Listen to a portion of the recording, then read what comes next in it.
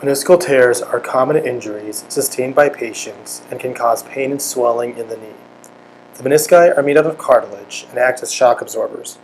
The tear can be in either the medial or lateral meniscus or both, and if they are torn in certain areas, the patient can be a candidate for a meniscal repair procedure.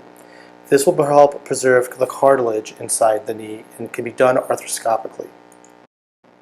We are now looking inside the knee, and the medial meniscus is torn and unstable, which is causing irritation inside the knee. The probe should not be able to move the meniscus in this way. In order to prepare the meniscal repair, we use a small needle to create holes in the joint capsule to create bleeding.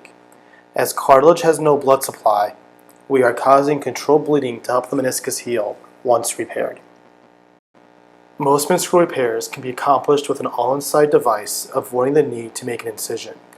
The device deploys the needle around the torn meniscus and then delivers a pledget behind the capsule.